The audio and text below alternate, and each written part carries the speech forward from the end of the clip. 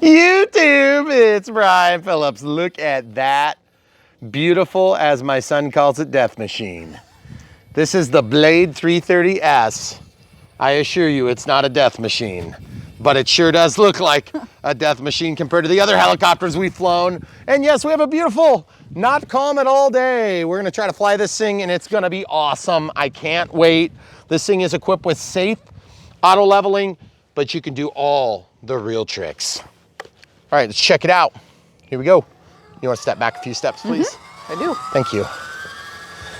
So we don't prove our son correct. Well, I'm not that concerned. Oh, that is so cool. So guys, just to show you what I'm talking about, much like what we've seen before with auto leveling on other aircraft, and by the way, it's windy right now. That's pretty good rate right there. We have a 65% motor rate right now too, just so you know. So as you can see, it's gonna limit how far you can tip, and it's gonna limit because it's gonna put it back when you let go of the stick. And by the way, not calm right now. No. Cool thing about flying this thing is it's big. I can see it better than anything I've flown before. And partly because it's bigger than anything I've flown before. That is true. But it is definitely, in terms of size, somewhat intimidating because it's big. Now, I want to talk for a second about the Unbox build and radio setup. Build is kind of a joke because there is no build. The build consists of opening the box, setting up the radio. The radio is something that we are very familiar with, the NX8 so far. We've been using it for everything right now. We're up to like 67 aircraft. Just got a big gust of wind, got a little downforce. I ordinarily would not fly a helicopter like this in wind, but I said, I can't wait any longer. So let's get you guys some coordinated turns. Let's go over into the bowl. You ready? Now, we're gonna try to get out of the baby mode like I'm in right now, but I want the helicopter to last for more than a couple of flights. Look how awesome this is. It is literally rock solid, folks. I've never been more confident flying a helicopter than probably the 230S, and then recently another product that we reviewed, the E150 rather. I was super confident with that. And it's just one of those things where it's like, I do sport flying. I want it to look like a real helicopter. And so I ordinarily don't do a lot of 3D stuff. And if you've ever watched the channel, you'll know what I'm talking about. I don't fancy myself some sort of a super skilled pilot, but at the same time, I'm 2.5 minutes into this. So we're gonna go into intermediate mode here and just test the waters. Yep, no auto leveling now. You can hear that noise, that cutting noise is so cool. Boy, the tail is just rock solid on this thing. And I'm flying it right now in the wind, no problems at all. Trying to get it up against a backdrop so you can see it really good. This is a beautiful helicopter, by the way. Okay, so let's go up a few mistakes high. I wanna just see how quick it responds getting into safe. There's safe, okay? So it gets you right back to where you wanna be, okay? Now you do need to put the stick about 50% if you're going back to safe, because otherwise it won't know where to put you, okay? You may actually have a big drop in your altitude. So when you flip back to safe, be prepared. Don't flip it with the cyclic control all the way down, which of course would be the throttle on an airplane, okay? So I'm being a little bit of a pansy right now because like I said, I want to crash this helicopter. It is absolutely gorgeous. I love the thing, and I want to get to know it before I totally break it in, you know? Look at that light over the hill. You see that? Yeah. That's so cool. Let's bring it a little bit closer. And as typical, the driver-bys are always excited to see different aircraft. Talking. It is so cool to watch this thing fly. And by the way, safe is the deal maker for me on this. If I didn't have safe, I wouldn't be flying it right now, even though I probably could. See that? Nice loop. Another nice loop. And as you can see, it just recovers almost instantly.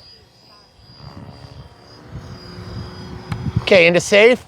See, I was tipping, it was kind of getting away from me, and I said, you know what, we're gonna play it safe today with the wind and being that this is a new helicopter. And I was getting some voltage, verbal warnings about voltage because it takes a lot of voltage to do those maneuvers. You draw a lot of current when you do that. So you may need to give it a second to recover, get it up to speed, let it do its thing, and then you can go back into your mode, and then you can do your thing.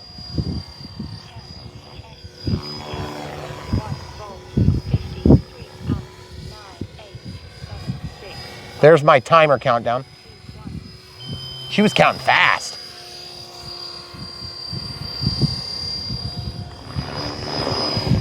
That is so cool.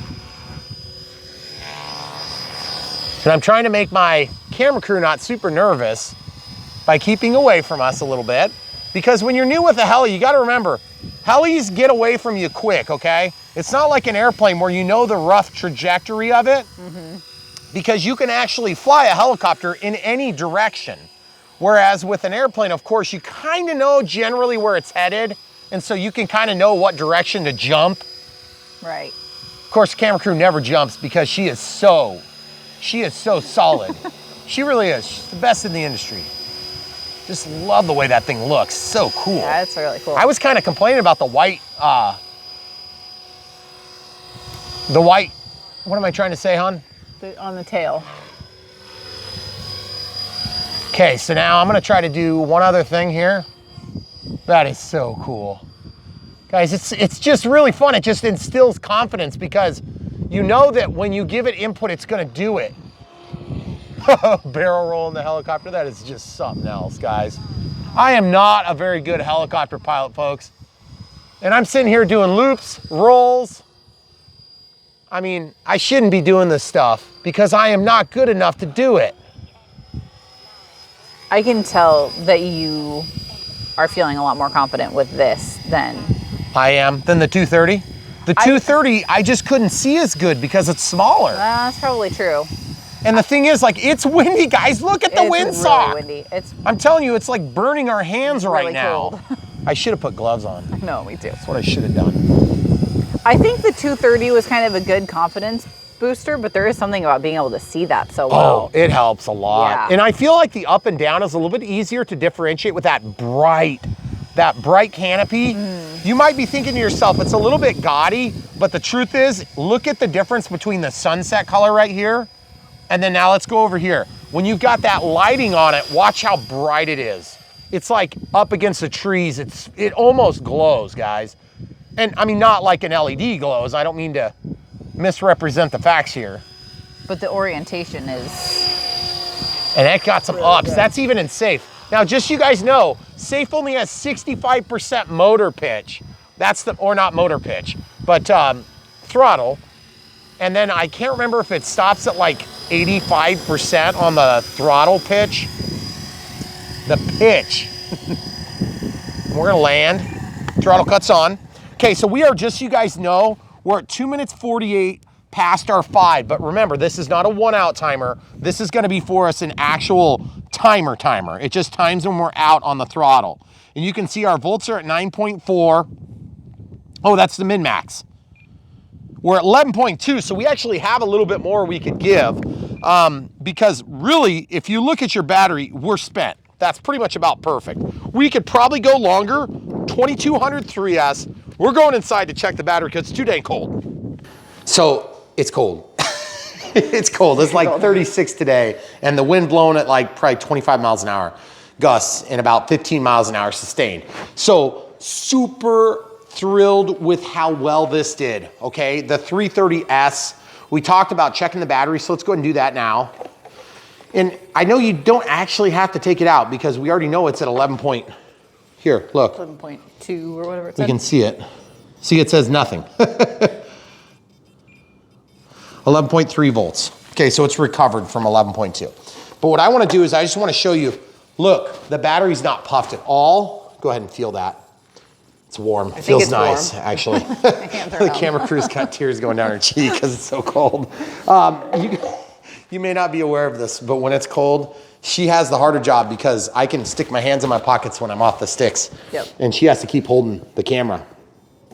Okay, so we're gonna pop this battery out and we'll go through the Unbox build radio setup. Like I said, there isn't much to it, but we added this little piece and we'll talk about that a little bit. So 2200, 30C, 3S pack, no problems at all. There was one discrepancy in the manual that was speaking to the size of battery, and it said 3200, but only on one of like 5 occasions.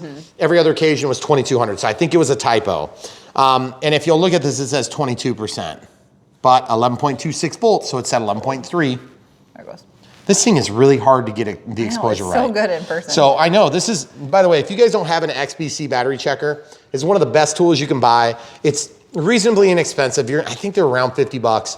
It is a tool that you want in your tool bag. Yeah. Because, I mean, 50 bucks seems like a lot, but you'll use it for so much, and it's high quality, and it gives you a lot of resolution on the voltages. We never have any error at all. It's super nice to know that. Plus, if you're using smart packs, makes it a lot easier because you don't have to necessarily use the balance leads, but you can use your non-smart batteries on here as well. You just plug them in through the balance lead. Yep. And then of course you can use adapters to energize the servos if you want to do servo testing. Which we've used all the time. I was like, when are we Yeah, I going to know. do that? I kind of thought the same thing because I've had testers before. Let's hope that they can hear everything I was just saying. We've had testers before, but the servo testers have always been something that we use once, and well, actually, no, that's not true because Tom gave me one.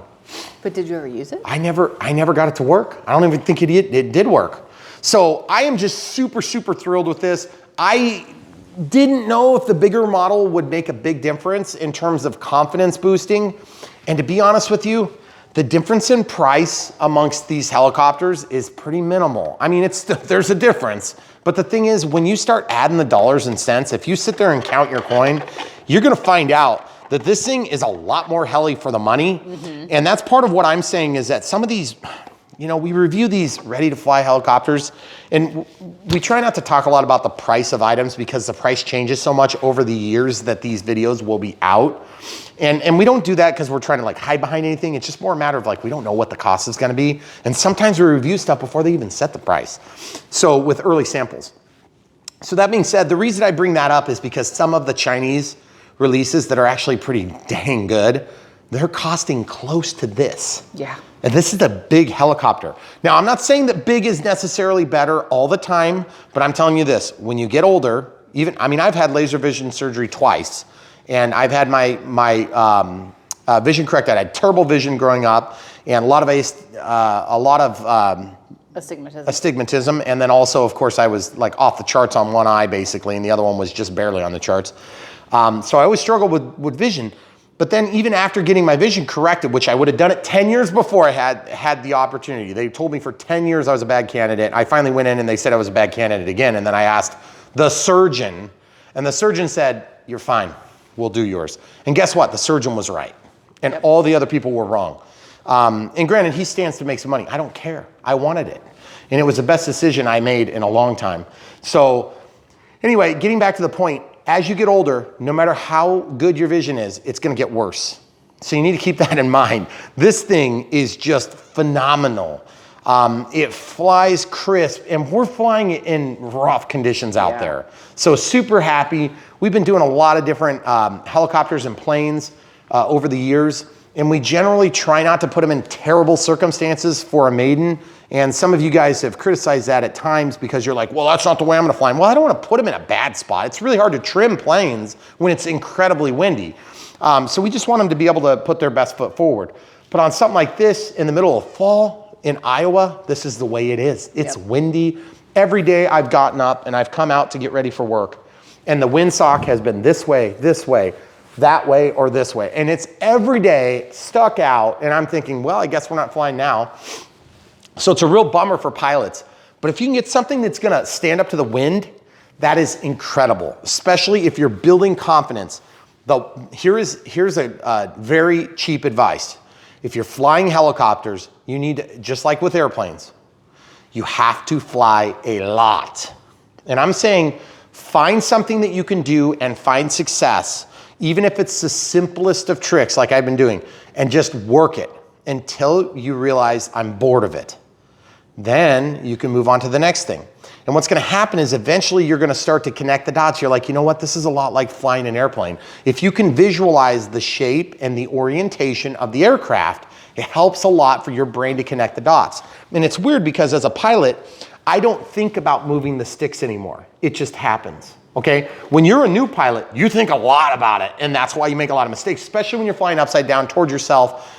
You know, the controls on the yaw axis change. I'm just finally starting to connect the dots on all the different directions and things like that.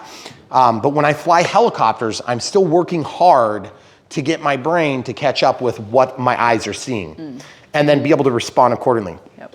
So what I'm getting at is get a helicopter you can fly when the conditions are less than perfect.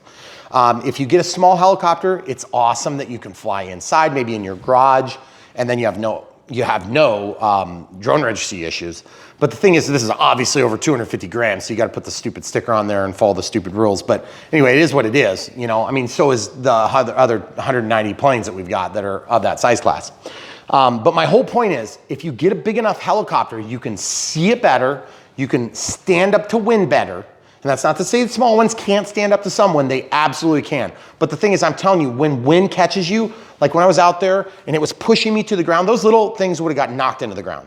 They wouldn't have just got pushed, they would have got pushed into the ground, probably damaged, unless I were to correct way up and buy some more distance off the ground. This thing was cutting through the air, it was keeping up. I was super thrilled about that. And I wasn't sure what to expect. So again, super thrilled. Blade 330S, not a cheap helicopter, but just remember, check it out against some of the other cheaper Chinese ready-to-flies that we've looked at. This is not a ready-to-fly. It is a bind and fly. So yes, of course, we're speaking to people that already have transmitters, people that already have 2200 3S packs. Who doesn't have a 2200 3S that does this? There is nobody. There's not even you. No, you're lying. You've got one in the garage. Go get it. So here's the thing. 2200 3S, one of the most popular sizes that you're going to find. Tons of the trainers start here. You don't have to use smart packs in these helicopters. Just because it has an IC3 does not mean that you have to use a smart pack, okay? Now, you may have to build an adapter or cut this thing off. By the way, you can pop these off with a flat-bladed screwdriver, and you can get right to the solder points. And guess what? You can solder them back on if you would ever upgrade back to smart packs. I tell you that only because I've had a few people ask, and I can tell you this also. The smart packs, everything has come up so much that the smart packs are not that much more of a premium anymore. So just keep that in mind when you're making decisions. Horizon had a batch of price increases. I know that, just like you do. But everybody else has had even bigger price increases. So just keep that in mind. The price disparity is getting, the gap is closing, okay? Quality batteries are more expensive. And that was something that I really, really struggled with when I first got into the RC stuff. We had a lot of batteries, and volume does not make up for quality. I can tell you that with certainty now, because I used to use basically junk packs. They would puff almost immediately, maybe the first or second or third flight. Next thing you know, you're using, and plus I would charge them and leave them charged. That is the biggest value in the smart pack, is the auto discharge feature. The auto balancing is huge on the Gen 2. It's even faster than the Gen 1, but I don't find that it makes a big difference in most planes. Maybe the EDFs, but even the EDFs will puff the right Spectrum pack. I hate to break it to you, Spectrum. I know you don't want to hear that, too bad. So here you go. It's true for Brian Phillips RC. So that being said, if you're looking for something that's amazing, very, very satisfied with the 330, obviously, we're gonna try to get you more footage. We gotta wait for the weather conditions and Mother Nature to give us the approval, because right now she is just smacking us to the ground, but we can still put up with it a little bit. We've done flights 2 days in a row in bad wind and pretty good satisfactory results, which is awesome. Yep. So keep flying. Don't take no for an answer. Get equipment that will get you in the air. Get batteries that are gonna give you good flight times. Get radios that are gonna be programmable and help you grow into the hobby. Don't buy the cheapest one you can get. Get the ones that are gonna be supported for a few years. The NX line, the NX6 is right on the very bottom. I'm just telling you, for 50 bucks more, you can get an NX8. Don't get the 6, get the 8. There's nothing wrong with the 6, by the way. It actually has 7 channels, so you can do most of the bind and fly airplanes. If you don't think you're gonna be doing the more complicated stuff, you may not need it. But the thing is, better to have it and not need it. Plus you get the lanyard.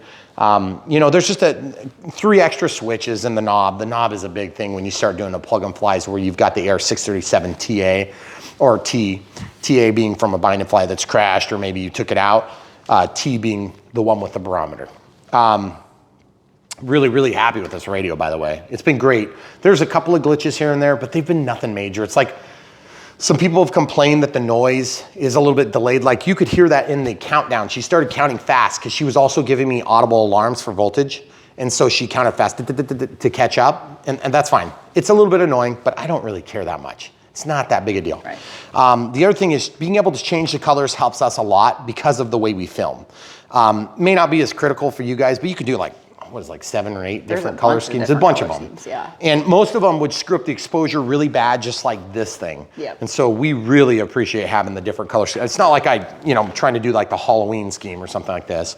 That's so we can get better exposure on the camera. And it's still terrible at times. Yeah. So anyway, it's guys. great in person. Like, it really is. I mean, it's amazing. We went out in the sun the first day and we thought, actually, I think Megan and I took it down the stairway and the sun was blasting in because it was still morning and it was coming in like this. And we just stood there and we said, man, it's not even glaring. Yeah. Well, I thought for sure we were gonna get outside. Oh, it was great. We're not gonna be able to see the transmitter because my DX18 was an LCD with a backlight. Well, guess what? The DX18, you take that in cold like this and it'll sit there and it will refresh so slow you can't even see the change in throttle because it will take that long to change the crystal color. So anyway, very, very happy with this. The telemetry that I thought was gonna be useless has turned into a really nice tool. Specifically the nominal voltage of the packs, which is what you need to know when to land. So timers are almost becoming not, like a thing of the past. Now, I'm not gonna go so far as to say they're a thing of the past. You can still use the timer for a variety of functions, not the least of which is when you're using non-smart packs. But the thing is, with a timer, you can use that plus voltages to make other decisions too. So that's pretty cool. And like the G-forces and things like that, that's cool, but like, I feel like that's gonna be better for future technology where we're actively making decisions on the transmitter instead of in the plane, which I can't wait to see what we're gonna do with it. But I wanna get more in the weeds on that on another video. But for now, the Blade 330S is just amazing. Of course, the S stands for safe. It does have safe. It has, you can shut it off, you can flip it upside down, you can do all those things. And we are just really, really happy with the way. Now, the other thing too is let's just give you one more size comparison. I'll just go ahead and grab it quick. Okay. The size comparison for a Blade 230S and then a recently reviewed eSheen product, which by the way, this thing is sweet, but it's very expensive, guys. When I found out how much that thing cost compared to what we're looking at here, I think it might actually be more expensive than this. Now, I don't know that for sure. Surprised though. Yeah. Yeah, but I want you guys to see just the difference in size, okay? And this is an awesome helicopter too, by the way. I feel confident. It's the first eSheen that I feel confident enough to fly that I actually didn't crash also, which is kind of nice because I crashed the other lineup, the E180 and the E160. I don't know if I crashed the 160, but I just didn't do anything with it because I was too scared. Yeah. Let's look at this size. Just the canopy, watch this. To give you an idea of the size difference. It doesn't look like a big difference in size, but then look at the difference in the blades, guys. That is a big difference, okay? This is double as big, okay, in terms of the space it takes up. And then it may not be twice as long, but it's like I've explained to people for years. When you go from a 1.2 meter to a 2 meter, you're like, well, that's only 0.8 meters. It can't be that big a deal. The plane's double the size, okay? So the size class of helicopters are kind of in that same arena. Every time you jump in size class, it makes a big difference. And some people have said that the 330 is easier and better than the 230. I am not gonna go out on a limb and say that just quite yet because I don't have enough experience with this yet. This is the helicopter that took me from complete novice to where I felt comfortable flipping. This is gonna be the one that continues that. Now I can do the same with this, which is pretty amazing. But the thing is, if you're talking about, this is just such a different thing. This is the direct drive. It's high quality components. I mean, everything is really nice on it. I'm super surprised how nice it is. But we're still flying on an inferior, ready to fly transmitter. Okay, now that one you can also buy a serial receiver and go ahead and integrate. So maybe someday I can take the receiver out of this and fly something like this. But that one's small, so it's harder It's small, to see outside. much harder and to you're going see. to be way more susceptible to wind. Too. That's right. Well, and I guess it depends on your environment though. Because Yeah. sometimes small means you can get into an area that's tucked by tree line where you get past where the air is turbulated.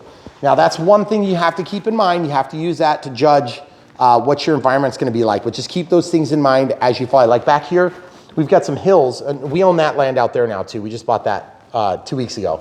And let's go out here and talk about that for just a second. The reason we're gonna talk about this is because we're talking about air. So, oh, look at the moon. That is so cool. Guys, it's so beautiful. There, that guy's low. So what? Yeah. So what happens is when the trees have no foliation on them, when they're defoliated, then the wind comes through much easier. There's still turbulation, it still gets turbulent, and there's still a lot of that. And what happens is there's an elevation change here, and it comes down the hill, and then it kicks up, and you can see the trees moving like this. You see them swaying in the wind? So we actually have some level of protection in our backyard, but we almost never fly back here because we leave the grass tall so we can take the hay. And in the back, that's where there's gonna be a full-scale runway, okay? And it's gonna go basically from over here where the grass color changes all the way over to the end. That's what we're planning on doing. So, but again, when you can find those little nooks and crannies where there's an elevation change, over there on that other side, the wind will be gone. But you don't have much room to work with. So you get a bigger helicopter, you can't get hemmed into a corner like that. But you get a smaller helicopter, you can hem yourself in, but as soon as you leave that, you get right into the crazy air currents. So you have to know your environment. Guys, get one. We talked a lot about this helicopter, and we talked a lot about the environment today, which I didn't really expect to get into, but I'm okay with it. Ask your questions in the comments below. If you want to help support our channel, the easiest way you can do that is obviously we work with all these different companies. We don't care which ones you buy. They of course want us to like have you buy this. That's what they want us to do. But my objective is to serve you guys in our audience. You're the reason that we're working with these guys, or that we're working with those guys, and we're working with them over there, okay? You know, whoever they are, is because you come back and you help support us by buying the different products that you think you may like, having seen our videos. And I don't know, think of it like just helping you make a decision between two things that are awesome, okay? The 230S is great, and you heli aficionados, I know you've crucified me over it. You think, you know, I don't understand why. I think it's amazing. But also, you have to remember, everybody has a different opinion based on their history of performance in a particular aircraft. So for instance, when I was first starting to fly, the Sport Cub SUMX was the best plane on the market because I had no exposure to the hundreds and hundreds of other planes that we've flown, hundreds of planes that we've flown, and the other hundreds of helis that we've flown since. So you have to remember, you have to kind of keep that in the context of what you've seen us do on this channel. And a lot of you have been with us since day one, so we really appreciate that. But at the end of the day, the best thing you can do to support us is just buy the stuff that you love, that you think you might love. And just buy from the links in the video description below, and we will get commission that isn't paid by you, it's paid by somebody else. And what's happening is, basically we've got all these competitive brands that are sending us stuff trying to vie for your attention, which is totally cool because we're gonna bring you the no BS approach. We're gonna show you what it's all about. We're gonna show you what it works like without me being some super expert. Because the idea is if you're a super expert, and I remember used to think, man, that guy at the hobby shop is such a snake oil salesman. That guy could sell a helicopter. He could sell a ketchup popsicle to a woman in white gloves. And like, why would you buy that ever? But anyway, the whole point is he could fly any of these little things inside the store. And I thought, oh, that's awesome. I'm gonna get it immediately. Crash, garbage, dang it. So we don't want you guys to get that sort of approach here with the channel. We want you to know that when we show you stuff, we're showing you it in real environment, under real circumstances with real wind, and maybe we're in compressed environments because of sun, and maybe you have different, flight fields, something like that. But at the end of the day, I'm just a guy that's like 6.5 years into this hobby. I've been in hobbies for most of my life, but flying, it's still relatively new for me. So And you could be there too. But if you want to be there in 6.5 years, or maybe much quicker if you're more skilled, or if you work harder than I did, then you too can be there. But don't start in 6 years and expect to be there in 6 years, because you're not going to be there in 6 years. Also, the technology is so much better now, even today, compared to when we started this process. It is so much better. Now, I'm not saying my wife would fly this. Megan would not fly this right now. Nope. But the thing is, she could take it off and she could probably land it. And she'll swear up and down she couldn't, but she could. Now, would she fly it around for fun? No, she would be having a heart attack the whole time. But the thing is, she could, because the technology is that much better than what it's been in the past. And I tell you that because this is not the only choice, and we know it. So we're not even going to tell you that. But I do love it. It is very good. I am super impressed with it, and it's also the best I've probably ever flown. There's more, and we're going to try to review the steps up as we continue our progression into the Helis, okay? And that's not to say we're, getting away from airplanes at all. It's just that we're adding this to, what we do. So that being said, look in the link in the video description below. Help support us by buying the airplanes or helicopters that you love. And if you want to see something that you don't see on that list, give me recommendations. We're always looking to work with new companies, but at the same time, we are super blessed to be working with the companies we are. They have treated us really good. And honestly, I feel like most of the hobby companies out there do a really good job of bringing amazing new technology to the market. They don't do such a great job of customer support. And I think that's where we come in, because then we can give feedback that you guys may not be able to do. So that's one thing that we've been able to do. And we love doing that. We love being mediators when we hear about problems. So, and we do it behind the scenes. You guys don't see it, but squeaky wheel gets the oil, or they replace it. So anyway, we have to strike the balance. But anyway, this thing is awesome. You should buy one if you even remotely like it. You will like it, by the way. Also, we'll link to the NX8. We'll link to the batteries that we chose today. And then we always, we have linked to smart stuff down there too. So whatever trips your trigger, and we have master links. So if you don't see what you want, just click on the link to the website and you'll be supporting us, just like if you clicked on the link for this helicopter. It really doesn't matter to us. And if there was any question, just leave it in the comments below. We try to get to them. Usually within a week is usually about as fast as we're getting to them anymore. But, or maybe a couple weeks if we're really behind. It's getting dark early, so maybe yeah, it'll be a little easier to keep up. But I tell you what, when it starts getting dark in Iowa, we get dark. We're in central Iowa in the US, if you didn't already know that, if you haven't connected the dots. But daylight savings comes, and that's the end. Then you get home from work, and it's dark. And it sucks. Because, in my opinion, we should be setting the clocks the other way. I want it to be light after work so I can come home and fly my airplanes. Yeah, it's like 2 o'clock in the afternoon or something. Exactly. It's not that bad. But exactly. It's pretty bad. So, but anyway, guys, thank you so much for being here, part of our crew, and just, helping to support us in all the different ways that you do. And by the way, I show this in the unbox, but that is just so cool. Look at that. The way that this servo moves the linkage, and then the linkage goes forward and backward, and it changes the pitch. That is just so cool. I just can't get enough of it. It is just awesome. And there's 2 big gears that come off of the main motor. And that's how it drives both this and that. And I just love it. It's so cool. It's just like a real helicopter. So love the way this thing is flying. Now, some of you are probably thinking, well, we want to see a direct drive. Fine, we'll do those as we progress through the steps. And then if you're new to the hobby, the heli side of things, you can progress right along with us. So best thing you can do first is get your feet wet. If you're not flying, start flying. We can help you with that. We have all sorts of good utilities. We go into all sorts of beginner planes. And by the way, you can fly planes. You can fly helicopters. If you fly helicopters, you can fly planes. If you can fly quads, you can fly planes. If you can fly planes, you can fly quads. All these things have a lot of the same muscle memory involved. So if you're concerned that you can't go from one to the other, it's definitely a learning curve, don't get me wrong.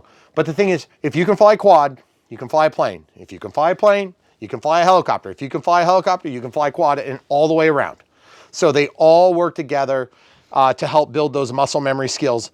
Simulators are helpful, but in my opinion, they are lame enough that you are not going to learn to fly on a simulator. Some people say that they have. I think that the School of Hard Knocks is way more effective.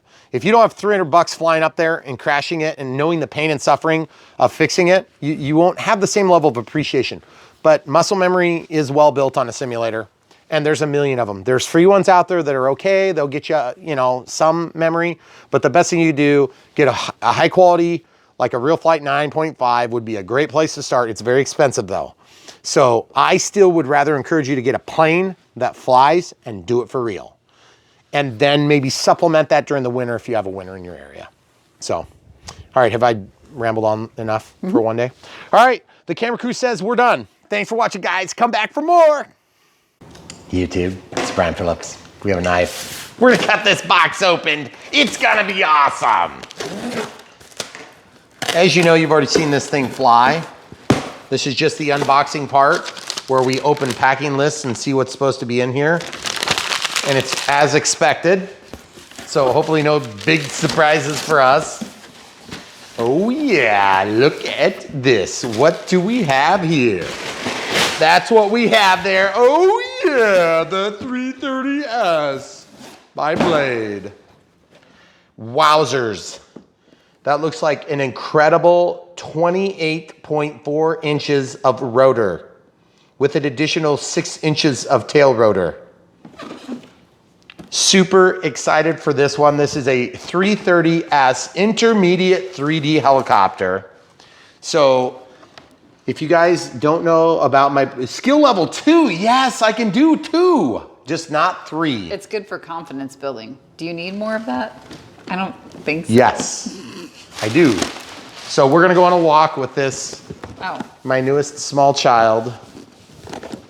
And we're just gonna show you a couple other helicopters we've recently done. This one, pay no attention to this one. Pay attention to this one. I really like the 230S. It has been good.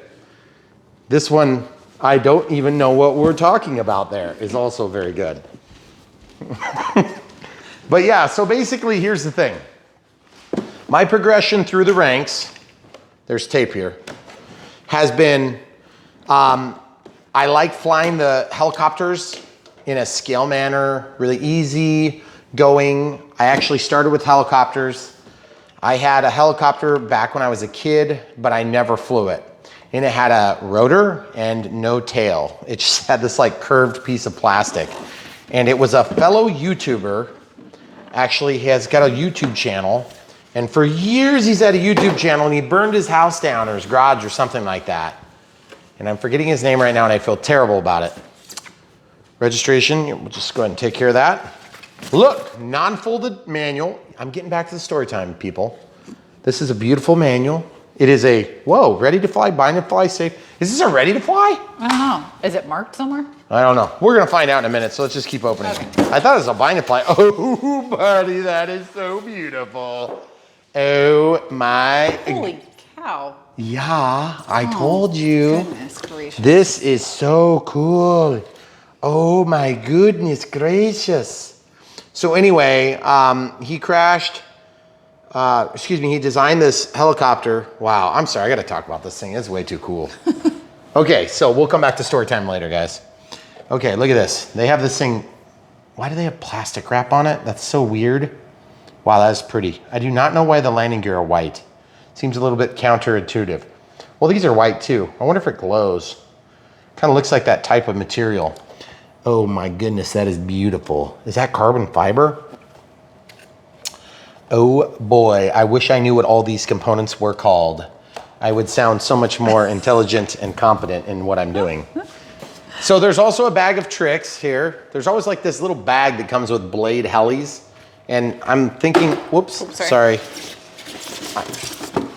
That's everything. So this is obviously not the ready to fly, but if this were the ready to fly, the transmitter would be right here. Okay, and then there'd be like a battery charger and all sorts of good jazz. But in our case, we already have all that stuff. So this is a bind and fly in our case.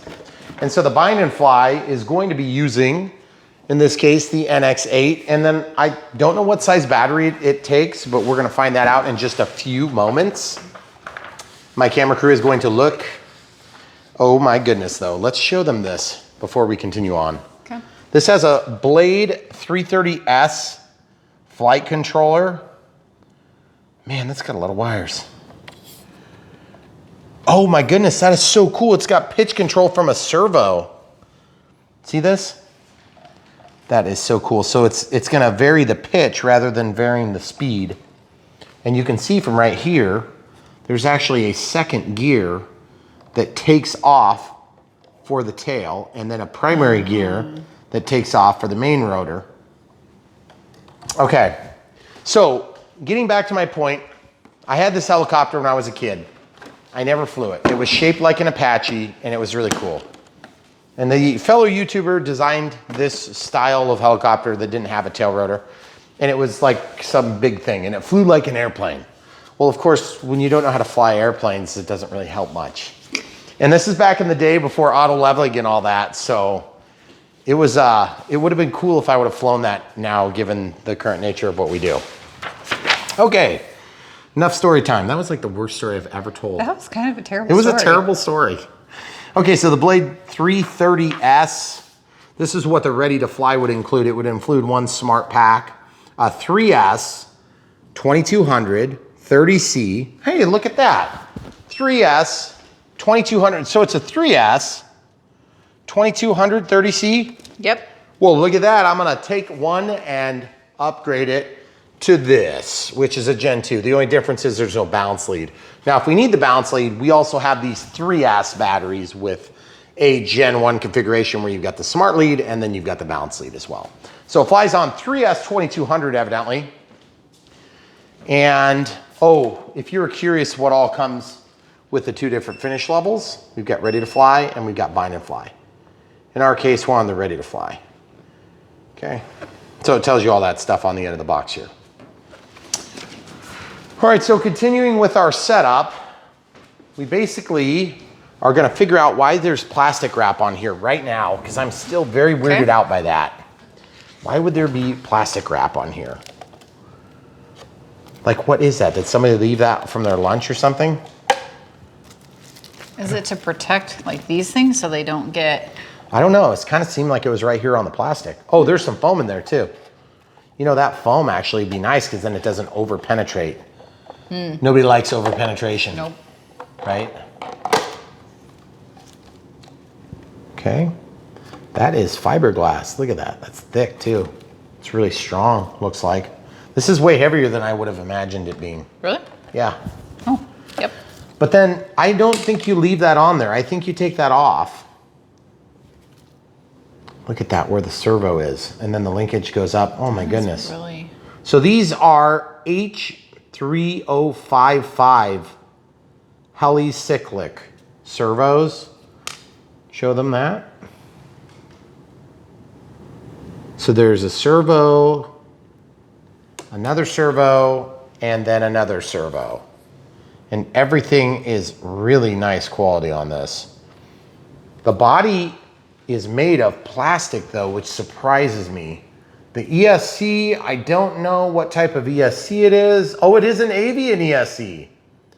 So, but there won't be any thrust reversing going on here that I can think of. Okay, so what do we have for a motor? We have a 440 helicopter brushless outrunner. It's a 4200 kV. That's crazy. That is so fast because it's geared up. So this is not a direct drive. So you can see how fast that spins. And that didn't even hardly move the rotor. That's gonna spin like crazy. Oh my goodness.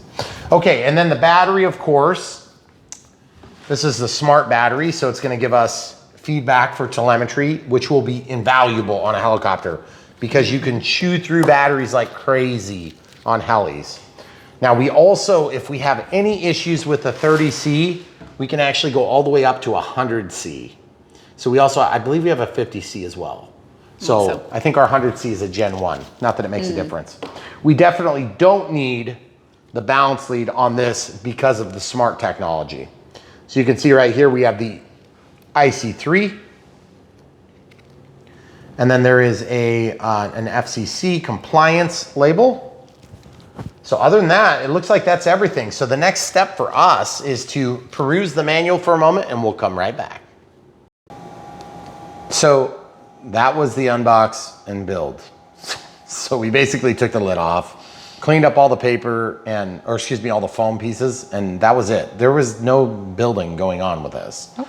So basically, we're ready to set this up. I did set up a bunch of batteries charging because I have a sneaky suspicion I'm gonna wanna fly this like crazy.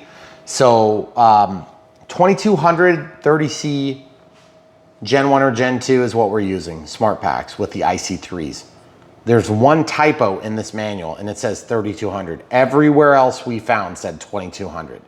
So I don't know if that's a typo that you should ignore or if you should stick with it. And of course it's buried in the text on page 4, right here. In a paragraph. Yep, 3200. So it's the only place that it talks about the 3200 as opposed to 2200. It says 2200 in like 4 other places. So we're going with 2200. So anyway, NX8 is ready to go. By the way, when they ask you to press the bind button, it's kind of in a different spot than what we're used to from us airplane people. There's a bind button down here on this remote receiver or the satellite receiver. And you see it's kind of hard to, there it is, okay? So it's not on the flight controller, it's on the receiver, okay? So the receiver is down below. So we're gonna walk through the process of building the profile on the radio, which is a lot of times what you guys are here for.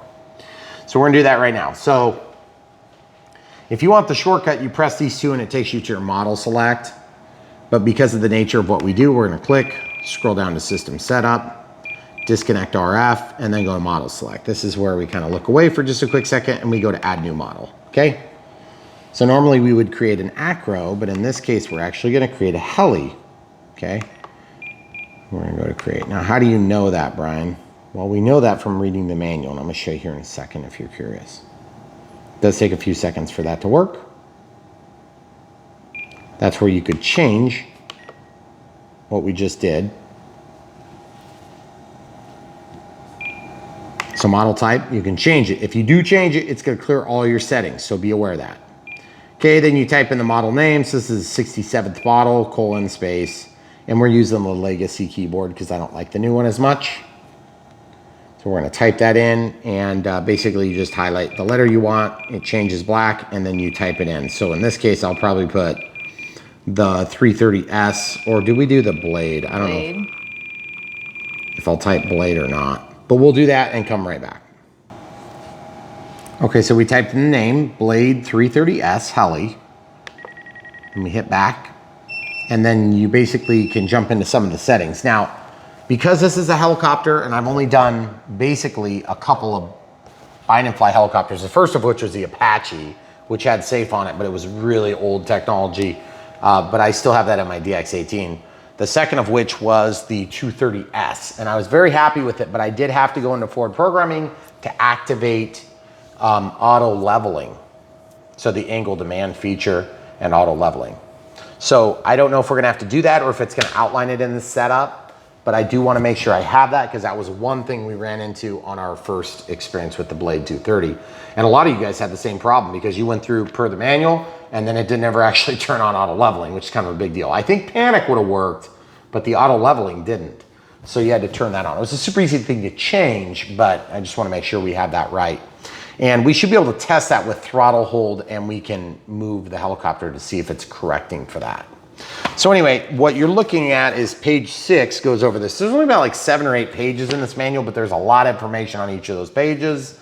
And the same is true for the airplanes, but we just know most of it, so we don't have to go through it all. And so we don't drag you through that. In this case, we're gonna drag you through this a little bit more in detail than typical. This is the ready to fly setup, so it's gonna talk about what comes with the ready to fly stuff.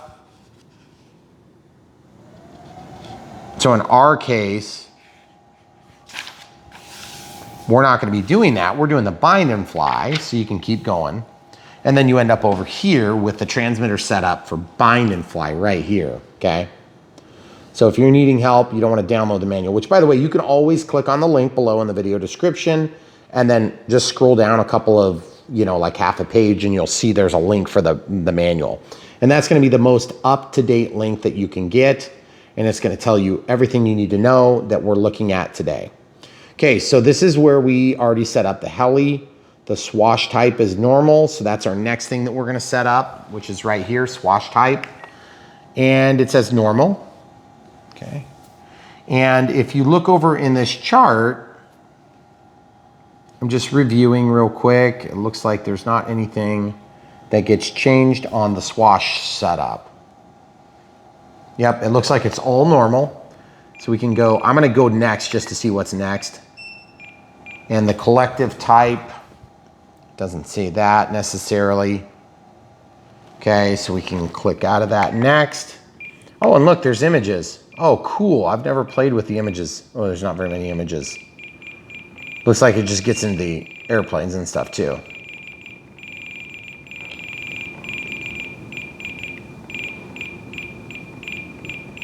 Where did my helicopters go? All the way at the beginning. So not cycle through. There we go. So I think this one's a better fit. Whatever, that's what it is. So then we have the F mode set up, which is, of course, is the flight mode. I'm not sure if we need to set that up. Yeah, they do have a flight mode set up. So we're gonna have one switch B, and then switch 2 is inhibit, and then hold switch is H. Okay, so we're gonna go into that, hold switch. We're gonna highlight that and set that to H. And this one's already set to B, so we'll leave that. And then we're gonna walk back. We're gonna go to channel, assign. And I may set up the spoken flight modes once we get this worked out so that it tells me verbally what I'm seeing and what mode I'm in. That would be kind of handy for me, being that I am somewhat of a beginner pilot on the 3D helicopters. So channel assign, it tells you right here. Looks like throttle is throttle, 2 is ailerons. Gear is F mode.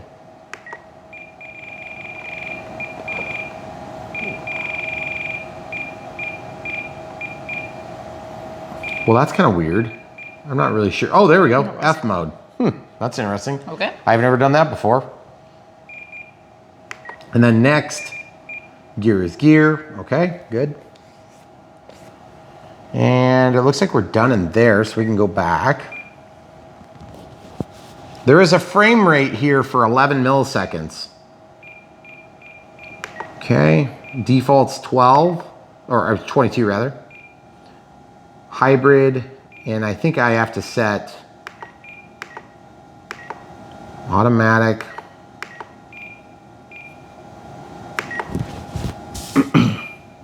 Why does it say hybrid? Okay. If you go up to automatic, was DSMX a choice? No, it's just forced DSM2. So it's automatically going to go to DSMX. Okay, so we'll go back. That's strange. I think some of that stuff is going to auto-populate once we do the telemetry, because there will be feedback from the device and it's going to tell it how to configure itself to a degree. I don't know. So function list. Function list is back here. Okay, so throttle hold. That seems to be backward to me. So I'm in hold mode. Why did it let me out of the menu? What? Okay, so hold on. Scroll all the way down to system setup, disconnect RF. Now when I come back out, throttle hold's on. See the warning? This did it on the last one, and they didn't tell us to switch it, did they? I don't think so. Because they want us to arm the helicopter and then unarm it. That's kind of crazy. So I'm gonna go back down to, where is that? Is that under audio events? System sounds, power binding. I think it's under warnings. Switch changes, telemetry warnings, nope. Settings, nope. We'll pause and find it quick. Okay, so when you get this warning, you can just toggle the H switch, but I want it to be in hold mode when we come out. So I'm gonna scroll down to system setup, disconnect RF. Then down here, there's warnings. See this? The warning is there evidently. I'm gonna switch it and see what happens. See, now I'm not getting a warning because I have the hold on. Now we're in normal mode. Now let's go into system setup and test.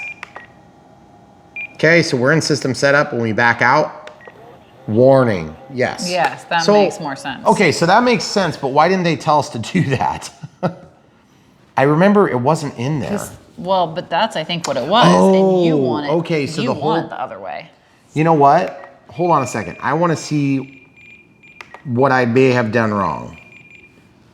Was that on F mode setup? Yes. Yep, but that was no. That's the way it's supposed to be.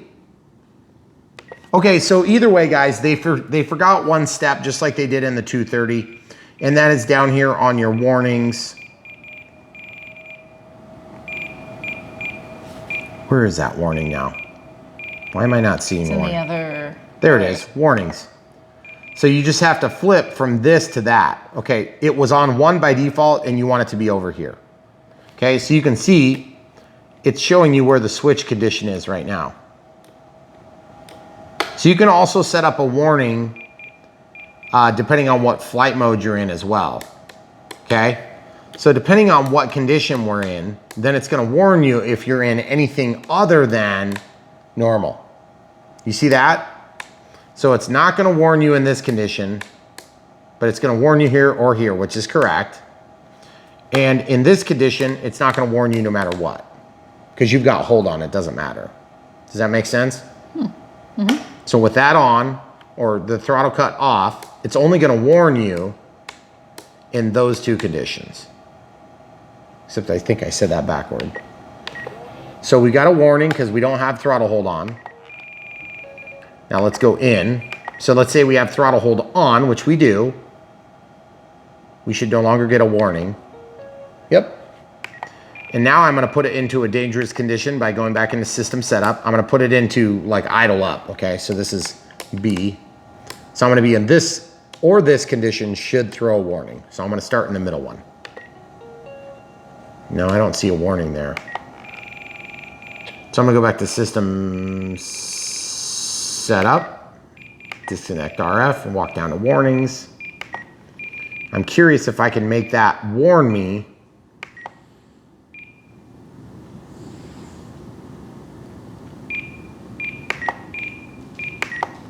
I want to see what's going to happen now. Nope, it didn't warn me. Well, that's weird. I'm going to put that back just so I don't cause a problem. But I would just like to be warned if I have my settings wrong when I come out of system setup. But to be honest with you, the only reason I care about that is because that's the same as coming out of being powered off. Okay, so if you have it in normal mode, let's just demonstrate this. This is important stuff for you guys to know. If you're not privy to how these systems work, you need to get kind of set up with that. Okay, so your throttle cut's off right now. That's a dangerous condition. I always store my transmitter like this so that when I turn it on, the throttle cut's on. Because remember, how do people get hurt in this hobby? Batteries. So it's warning us. So it essentially stops connecting the RF until you correct that condition. Once you've corrected it, you can put it back to whatever you want. Okay? All right, so sorry about the extravaganza there. We're gonna go back to what we were doing before. We just got done with frame rates. Now we're gonna go into the function list and just verify these things. So function list, we have servos set up. It looks like all the channels are normal, so we don't even really have to do anything with that. The dual rates in Expo, this is one of the few times I follow the manual for dual rates in Expo is on helicopters, because I wanna get a starting point that makes sense for a normal person, okay? So dual rates in Expo, they're suggesting it's set to switch F, which is what I always do. Okay, so ailerons is going to be 100 and 100, meaning 100 up, 100 down, and Expo at 25. Okay. Then in the middle setting, they want it to be the same, 25. Okay, and then in the top setting, they want this set to 25% and drop the rates. So 25% Expo and drop the rates down to 75. So that'd be like our low rates. Okay. Now we're gonna go to the next one, which is the elevator axis. The exact same setup. I'm gonna set it to switch F. They want us to have 25% Expo here, 25% Expo here, And then 25% while dropping the rates down to 75. Right here. And then we're gonna go to rudder. And you're probably thinking to yourself, but Brian, I don't have any of those things. This is a helicopter. Well, that's just the primary control surfaces. There aren't even surfaces on it, but we're simulating the same behavior to the aircraft in its spatial reality by impacting those same control channels. All right, so there we go. Okay, so those are the same for all three. Rudder, elevator, and ailerons. Okay, just per the manual. All right, so now we're gonna walk out of that. We're gonna set up, the throttle cut's already set up. It's actually, throttle cut is different than throttle hold, and throttle hold is already set up, so we don't have to mess with that. Throttle curve is indicated right here, so we're gonna do that next. So there's 3 settings. N is 0, 65, 65, 65, 65. So the way you set that up is you click that one. And then you just scroll this into 65, 65, 65, 65.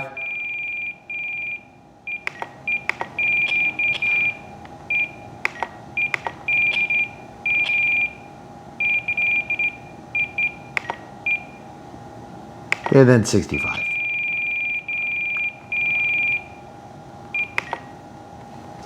So as you move the stick, it's gonna keep the throttle at this, but then if you have the stick at 0, it's gonna stop spinning, okay?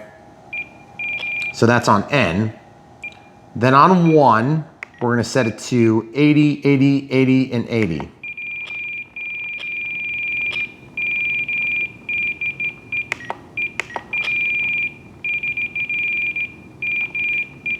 And these are the types of things that I'll play with and adjust once I kind of get used to the helicopter a little bit more. And we'll keep you up to date on those changes if we make them. Number 1 need to be at 80 on that one too. Oh, shoot, yeah. My apologies, and thank you for catching that. This one's gonna be at 100.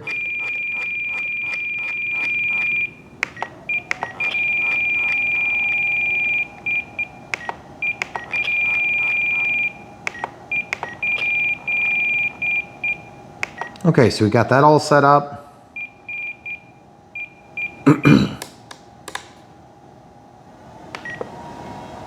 And then the pitch curve.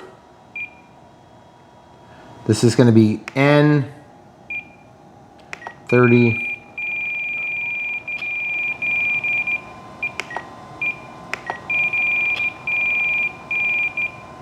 And then of course this impacts the pitch as you move through the throttle range here, okay? And that simultaneously changes the output of the motor to whatever the preset settings were for N 1 and 2. 50, then 75, then 100, okay? So looks like this guy here is 0, 25, 50, 75, 100, so that one doesn't get changed, right? Mm-hmm. Yep. Okay, then this one. Same. Yeah, it is. And then hold is, well, wait, on N it's supposed to be 30, 40, 50, 75. Yep, okay. And then hold is supposed to be 25.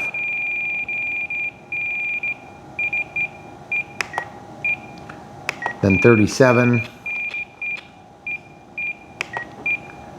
Then 50, then 75. Okay, good. So we're good on that. So we can walk out of there. And then there's mixing here. This is where we're setting up our panic switch. Here, I'll jump down so you can get a better shot. Yep, there you go. There we go. Okay, so it looks like channels, they want a normal one. And they want it to be switch I. I have to scroll it in. And I is up here, guys. the panic switch or the bind switch, and they want that tied to gear. And they want the rate 0 and minus 120.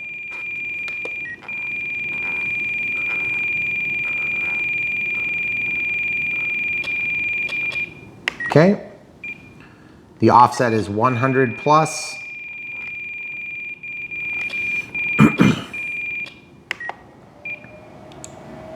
And that's going to be on switch I.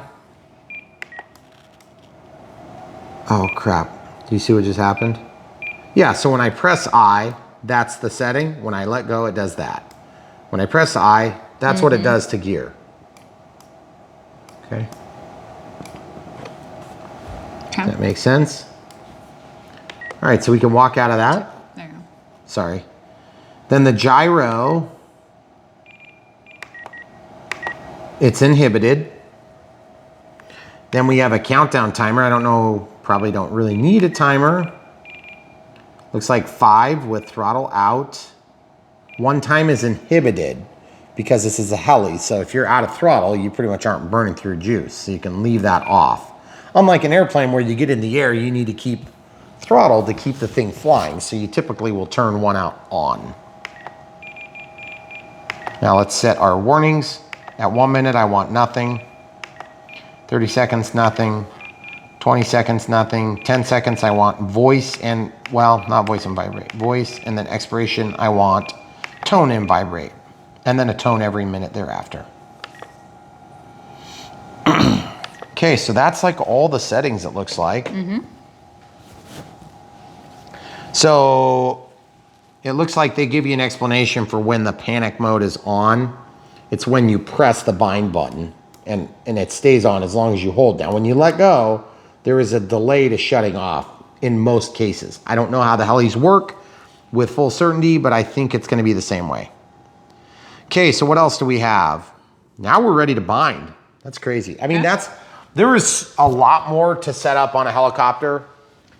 And because I am choosing to go through the painful process of actually setting up a transmitter, I'm picking up little details as we go.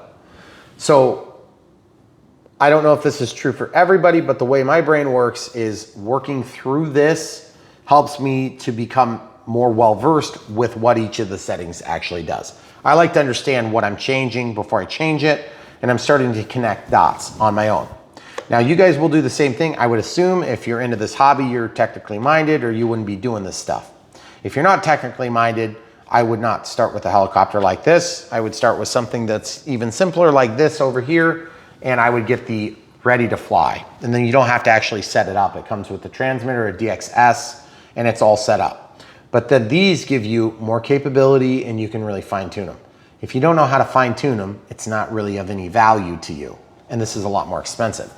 But this is cheaper in a bind and fly configuration if it's also available in a ready to fly configuration. That's generally true for most aircraft. Not always, but generally. It's sometimes they put them on sale or something weird. Okay, so the next thing we're gonna do is we're gonna do binding. So there's a couple different ways to bind this. Technically, yes, you can actually use a bind plug, but I don't know that most people are gonna do that. We're gonna use the bind button that we talked about earlier. It's kind of like buried in here. If you give them a real close shot, you can see it right there. Yeah, you can see the Spectrum logo. Here you go. See that? That's the bind button, okay? It's kind of hard to get to, okay? So we are gonna do this and we're gonna keep ourselves in a somewhat safe area. So we have one of these Gen 2 packs we're gonna use. So I'm just gonna lay this aside. We do have throttle hold engaged. We're gonna go to monitor mode, which is over one screen, and we can just make sure that there's no motor power going. Now we are changing the pitch, but we're not changing the throttle, okay? If we're in this mode, we're changing the pitch, but not the throttle. In this mode, we're changing the pitch, but not the throttle. If we hit that, we're changing nothing, okay? So the idea is I've changed, excuse me, I didn't really mean to do that, but I've changed all the different modes and I've made sure that we're not getting any throttle. If you're in any doubt, check that first, okay? That's gonna keep you as safe as possible because that's a pretty big set of blades. Yeah. Okay, so we're just popping the cover off so we can get the battery in here. Now, as you can see, it's dark outside, so we're not gonna go fly this in the dark. Nope. We actually do have lights for the 230S, and it's pretty cool. We did a video on that, and I kind of thought at first it was a little bit like, yeah, how cool could this be? It was really cool. It was cool. So we really enjoyed that. Do they recommend which way to put the leads? They don't really mention it too much. Well, they do show it in one drawing, so I'm gonna put it like this. Now you can apply some Velcro here if you want, but I have always been a big proponent of not using Velcro. But in this case, I don't want this to get into the battery. So what I'm gonna do is I'm gonna take a little bit of this shelf liner. It's been working good for us. We had some different people recommend this, but I had actually previously done it in earlier builds, and I just kind of got away from it. I don't know why. But I hate putting Velcro on packs because as soon as I put Velcro on this side, I'm gonna need the battery the other way. And I don't want them covered in Velcro. And I also find it harder to slide the batteries into position when you have Velcro on them. Mm-hmm. So I'm gonna take this shelf liner and just on this like smooth surface here, see, it slides. I mean, it doesn't slide super easy, but it does slide pretty easy. If you put it on here, if there's any pressure on it, it doesn't move at all, okay? So I'm just gonna cut this to approximately the size of the real estate that we have to work with. And I don't wanna get it onto the servo any more than I have to because the servo might get hot. And I don't want this to melt and I don't wanna cause it to overheat as a result of having that extra insulated value there. So I'm gonna cut this just, you know, here. I mean, I'll cut one row off just to be on the safe side, just like that. Okay. Now, I've also found it to work pretty good if you want to glue this down. It is quite effective to use a little bit of China glue or foam tack, and it will hold it, but you can still take it off if you really decide you hate the way it worked. So what I'm going to do is I will use my foam to foam. You could use mucilage, you could use other types of glue product, but this stuff works pretty good for this. We use this all the time building planes. So we're not gonna need hardly any. I must have got some on the tip. Okay. And like I said, we barely need any, so I'm just gonna basically squeeze out a little teeny bit. This aluminized tube, that's my biggest complaint with this stuff, is that the aluminized tube, when you start getting down low, it's really hard to make it not come out when you open the tip. And that's annoying. Camera crew. So without, you know, if you don't have Q-tips in your drawers, I don't know what to tell you, but I do. So we always use Q-tips to spread the stuff out. It's pretty simple stuff. This is not rocket science, but you just spread it out. And this is just gonna tack up that little surface there. And you don't wanna get like, that's probably a little more glue than I would have wanted to use actually. Also, some of you guys are probably cringing, thinking, geez, you just got glue all over your strap. And I said yes to myself because I didn't mean to do that. Oh, by the way, the thing that's cool about this stuff, this foam to foam and mucilage, is that it has a certain chemical property that if you decide you're gonna get it in a spot you don't wanna get it, and it starts setting up or whatever, you can actually use kicker to break it down, and it will actually come right off of there. So now I'm just gonna drop this on there. Now, normally I would, you know, put it on and then pull it off and do all that stuff, but really it's such a minor thing and it's so easy to do, I'm not even really worried about it. So we're gonna clean this up and come right back. Okay, so probably a minute and a half has passed. I'm just cleaning things up, and we're just gonna slide this battery in here now. And just to give you an idea, it's gonna hold it nice and tight, no problem. I would have liked to see a better strap, the kind that you can slide through itself. On a helicopter of this quality.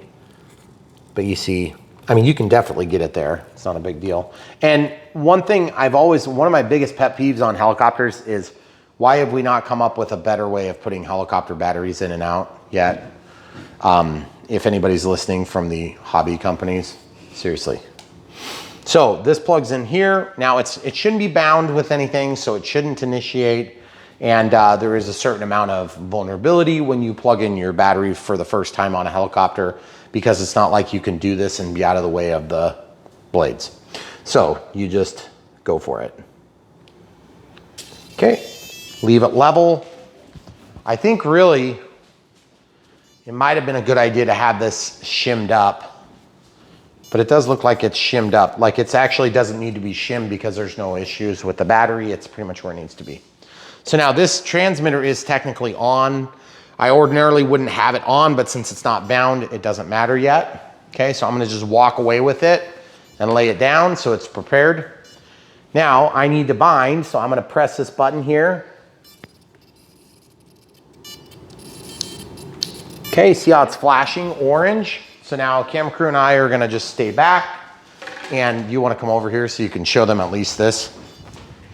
So we're gonna bind by pressing this I switch and then pressing and holding. We're probably gonna be just a little bit too far, not far enough away. Dang it, see? Now let's walk further back. Okay, so now I can click. I'm just gonna go down to bind. Binding. DSMX 11 milliseconds. Telemetry. Bind complete. Now it's auto configuring for all the telemetry. Okay, so as you can see, we have throttle hold on. I'm just gonna make sure it doesn't jump. You can see it's moving. Everything's working as expected. And as I move the throttle up and down, nothing happens, which is what we want to happen, okay? Because we have our throttle hold on. Now, if I were to shut off throttle hold, I just wanna see what happens. Normal mode. Just a little bit of movement. Okay, so throttle holds on.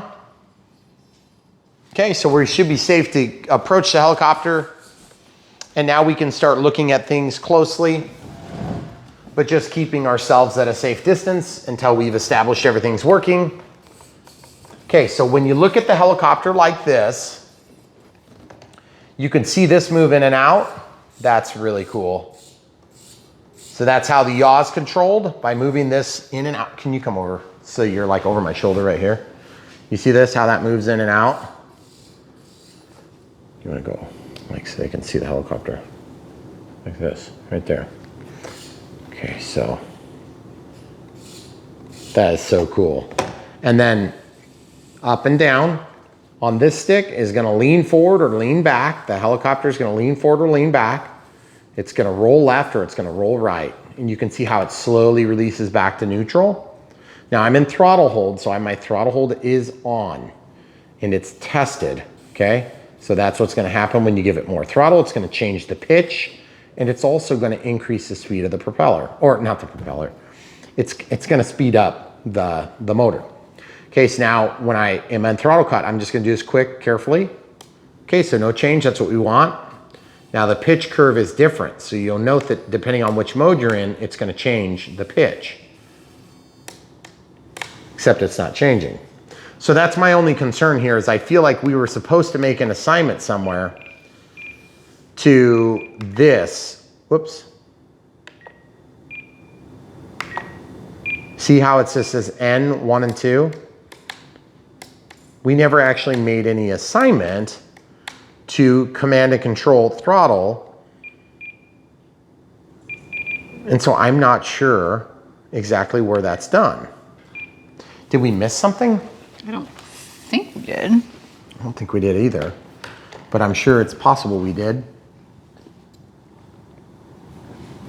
Yeah, I don't see anything on this page that we missed. And I don't see anything else anywhere else, because we looked through this manual a little bit off camera too, guys. Okay, so here's the other thing I'm gonna try. I wanna see just in live and in person on this helicopter with throttle cut on. I wanna see what safe looks like, okay?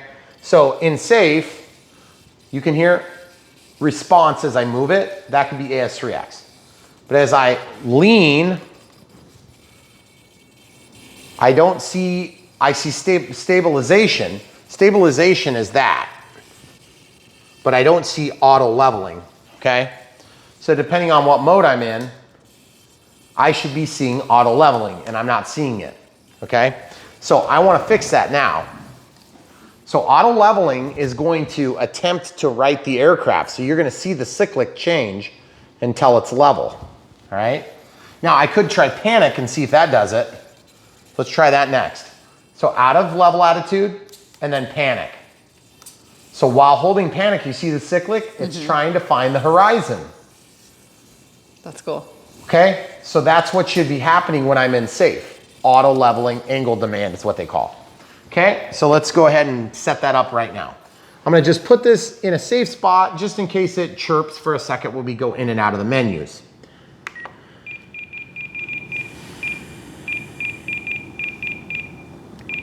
Well, we could also do that too at some point. Forward programming, connecting. Swash plate, here's safe. Stability, attitude trim. See how it says stability off and on. Now look at this. Okay, so now watch this. Look, it's auto leveling. It's auto leveling. So that's the same as what we had, but I only want that to be on in certain flight modes. So I think we have to make an assignment in another area. Okay, so that is on or off. Now, throttle cut is on, my stick is down, throttle cut is off. Normal mode. See how it says it's on now? Hold mode. Stability is off when the throttle hold is on. Does that make sense? Normal mode. Now it's on. Does that make sense? I don't think I had to turn it on. I just think my throttle, now step back just a little in case it would move. It's already auto leveling, okay? Because you're out Because of I'm out of hold. Now when I go into hold mode, Hold mode. it just basically returns to neutral. Okay. Now I don't understand the rationale between having it turn off. Right. I don't know why you would need that to happen, but evidently they've already worked that into the system, okay? So this thing is basically ready to, we've just exited menu and everything is still working. So this thing is pretty much ready to fly right now. The setup wasn't especially hard, but I'm also not 100% confident that everything is right yet. Because when we set these helicopters up, we're not well enough versed with all the menu structure to be able to say with certainty like we could with an airplane, okay? Because we've just done so many of them. I'm very excited to see it fly. I hope it flies half as good as the 230. Well, actually, I kind of hope it flies better than the 230, but I'm expecting it to fly very good. So what we're gonna do is we're gonna pause. We'll go out and do a quick test flight in the dark, but we're just gonna keep it low to the ground and just show you that it's working. All right, so one thing we didn't talk about before we go outside and do a quick test flight is let's look at one other setting in the telemetry warning. I wanna set up a warning for my voltages. That thing is sweet looking. Okay, so click, scroll down to telemetry, smart battery. Now, it's got alarm set to tone for startup, min volts. Yeah, that's fine. Overbalance, I don't care about. I don't care about. I actually don't care about that either. Right. Because it's just gonna give me a problem if I ever wanna start back up.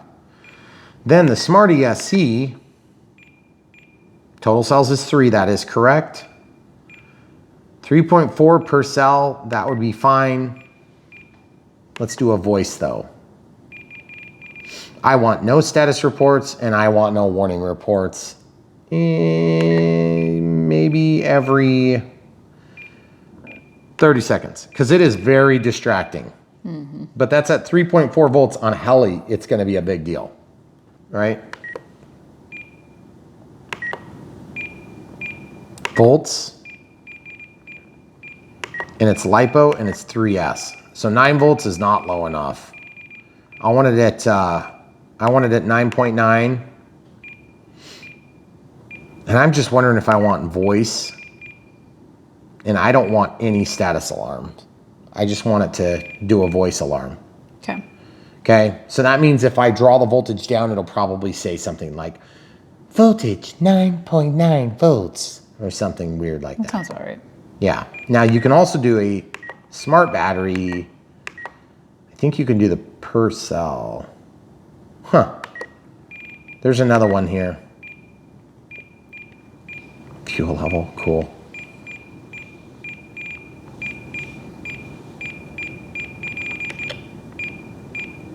Okay, so I don't know what we're gonna do on that. See how it says 0.0 volts? So maybe we don't have that telemetry data. So we have the receiver voltage. We don't have the voltage. Okay.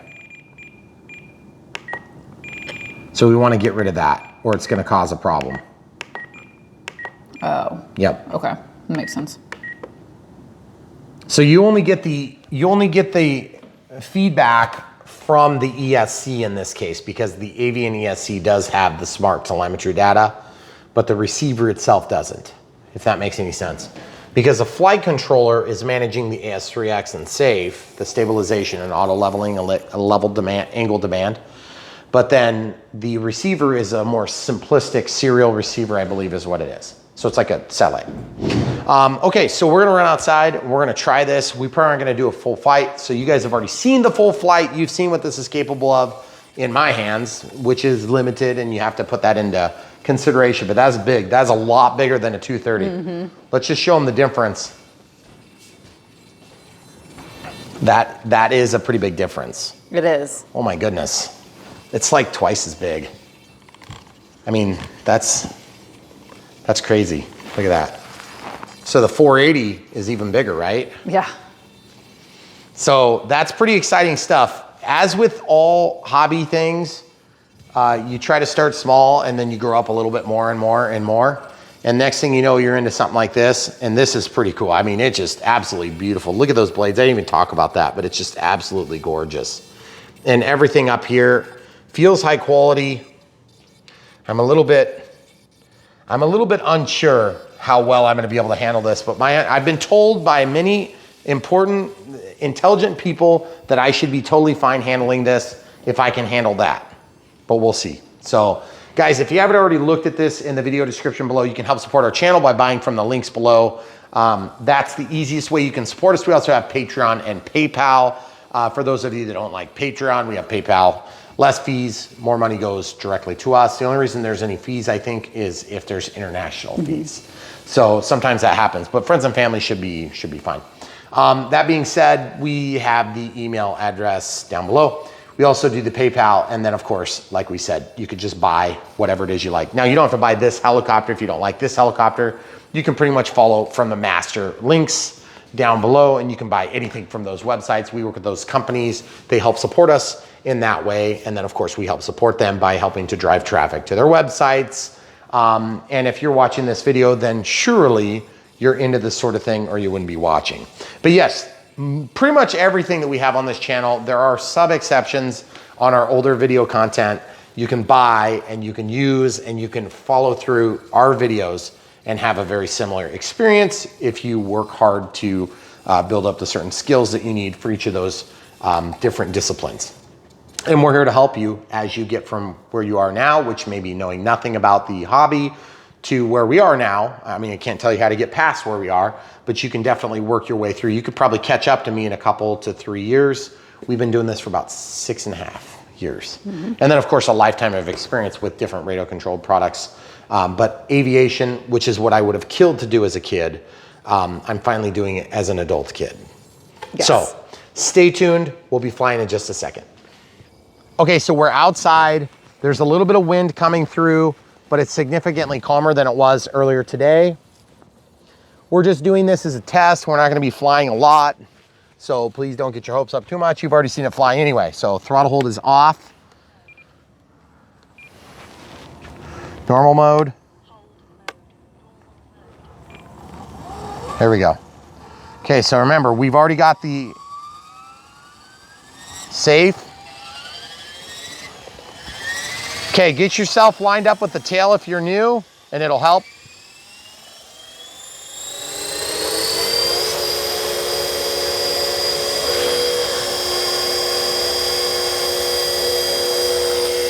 Oh, that is so cool. It's a little bit touchy for my taste. I'm at about 60% on the throttle stick position, and that is definitely feels pretty doable. We can feel the wind from here a lot. That looks so cool. And yes, we are close to ourselves, but I feel confident, and we're in the wind. Feel like I could use a little bit of expo on the stick. For the pitch curve, I could just change that a little bit. Let's just do some very, very small maneuvers here. It does appear that it's auto leveling, but it's kind of hard to get off the sticks hard enough to verify that. Because normally I'd want to go up a few mistakes high. Because I don't know if you guys can tell, but I'm barely moving the stick condition here, and it goes up or down. And I want to have a little bit more of a moderate control in the middle. That looks so cool. Very easy to see. Love the coordination on it. Again, this is just one of those things where it turns into a preference issue. But ordinarily, I don't fly at night because it's a little bit hard to see.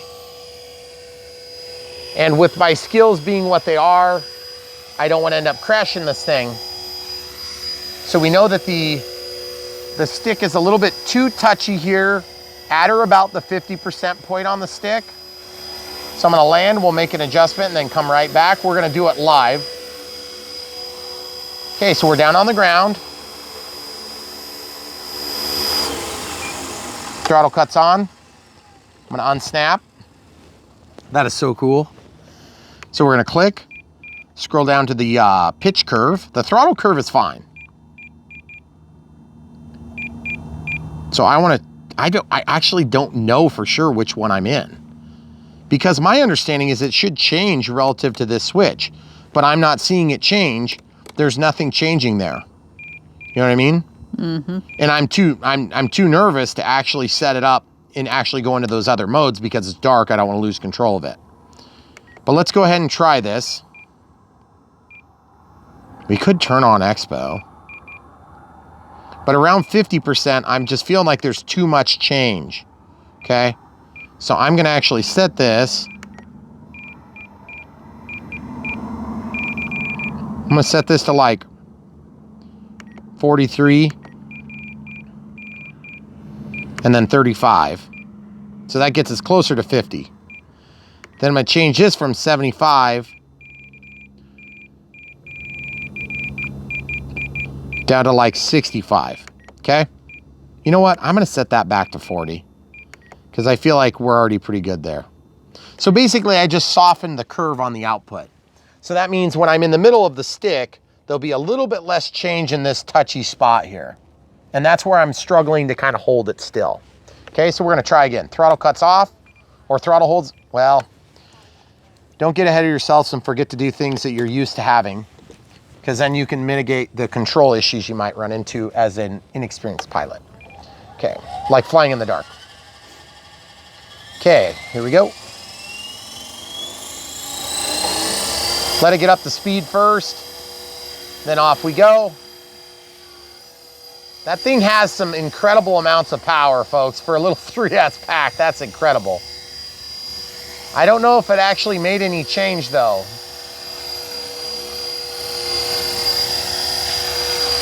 It's gonna be like crazy amounts of power though, I can tell.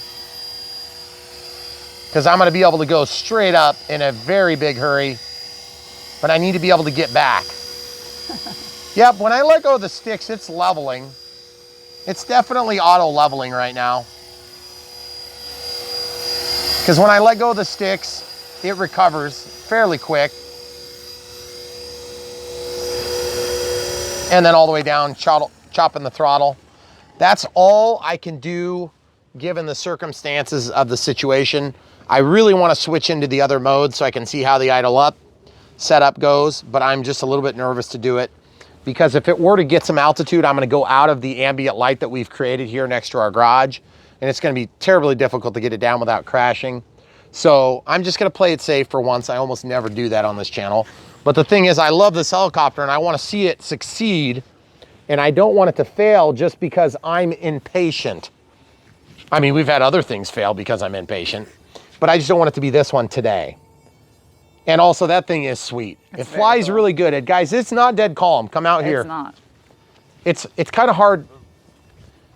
In the Midwest, I can't speak for everywhere else, but here in the Midwest, when it's windy all day, it almost always calms down at night, unless you have like a legit storm going through. Right now we have the windsock at 45 degrees. We just got a gust of wind about 7 miles an hour. Yeah. So it's enough to make a difference. Yeah. A big difference. So this thing is doing well already, but I cannot wait to get it flipping around and doing all sorts of crazy stuff over in the bowl where we get a nice calm morning or something like that. Thank you for sticking through a video like this. We don't do a ton of helicopter footage, but we know that it is a big part of your life if you're watching this. And so we want to bring more of it to you. And remember, be patient with me. I'm working through it too. This is a new thing for me. I'm a relatively new heli pilot. I do know how to fly them with safe, and I can fly them without safe and then crash them almost immediately. So, but the airplanes, I feel like I'm well enough first to get around safely. But with safe, I can do this too. And it's very exciting to be transitioning from very low level to intermediate beginner to like intermediate. And it's very exciting, but it's also very scary because you can get very far away from yourself very quick on a helicopter. So without further ado, the Blade 330S. Very, very cool. Check the link in the video description below.